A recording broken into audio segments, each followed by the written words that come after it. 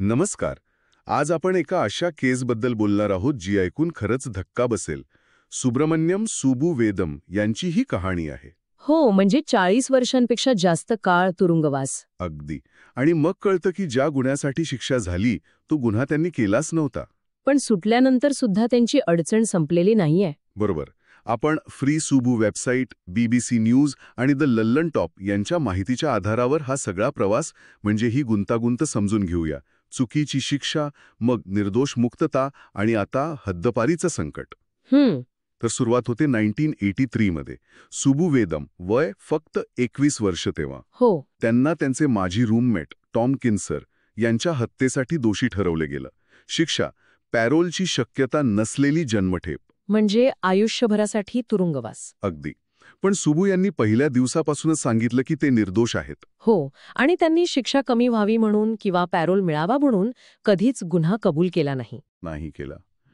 आणि आता इतक्या वर्षांनी काय समोर आलंय की त्यांच्या निर्दोषत्वाचे महत्वाचे पुरावे खटल्याच्या वेळी त्यांच्या वकिलांपर्यंत पोचलेच नव्हते.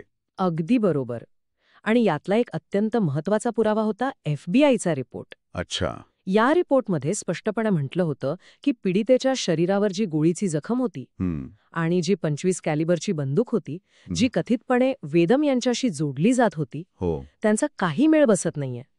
इतकंच नाही, घटनास्थळावरचे पुरावे तर वेगळ्याच शस्त्राकडे इशारा करत होते. अरे बापरे. म्हणजे हा पुरावा जर तेव्हा मिळाला असता तर खटल्याचं स्वरूपच बदललं असतं की नाही. हे तर स्पष्टपणे त्यांच्या योग्य कायदेशीर प्रक्रियेच्या म्हणजे ड्यू प्रोसेसच्या अधिकारांचं उल्लंघन होतं. नक्कीच. हा पुरावा तर निर्णायक ठरू शकला असता. पण मग इतकी वर्ष तुरुंगात त्यांनी काय केलं असेल? हीच तर विशेष गोष्ट आहे. एवढा मोठा अन्याय होऊनही सुबू खचले नाहीत. अच्छा. त्यांनी तुरुंगात राहून 3 पदव्या मिळवल्या. अगदी MBA सुद्धा केलं त्यांनी. कमाल आहे. इतकंच नाही, तुरुंगातले जे साक्षरता कार्यक्रम असतात किंवा इतर सेवा असतात त्यात स्वयंसेवक म्हणून खूप महत्वाचं काम केलं.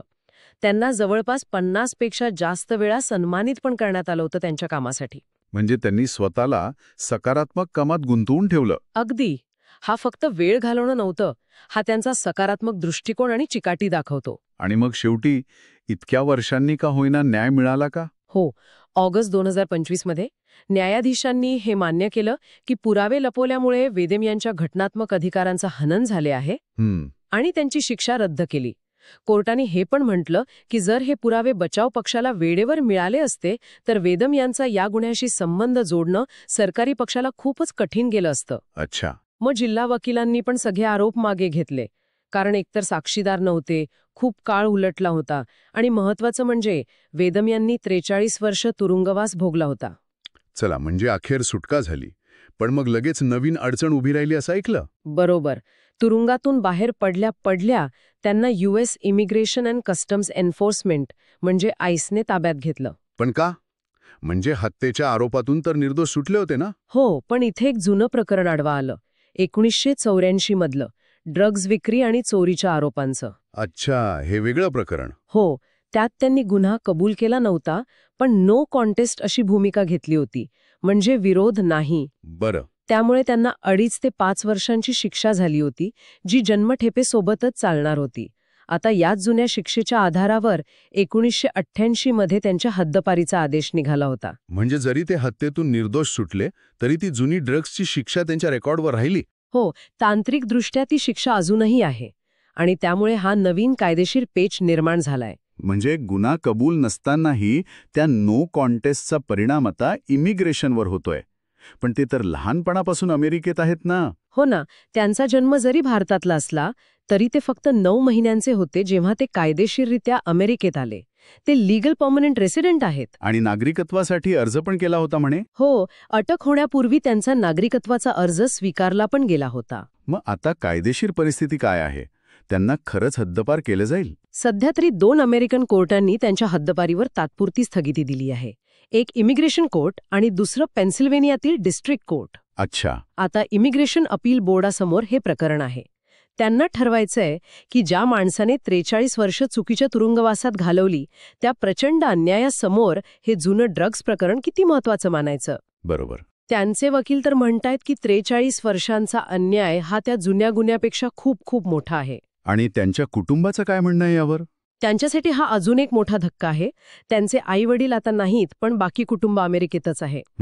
त्यांना जर आता भारतात पाठवलं, जिथे त्यांचं आता कोणी जवळचं नाही, तर तो त्यांच्यावर आणखी एक मोठा अन्याय होईल, असं त्यांचं म्हणणं आहे. खरंय. म्हणजे एकूण चित्र असं दिसतंय की सुबू वेदम यांना हत्येच्या आरोपातून तर न्याय मिळाला, उशिरा का होईना, पण त्यांची लढाई अजून संपलेली नाहीये. नाही, अजिबात नाही.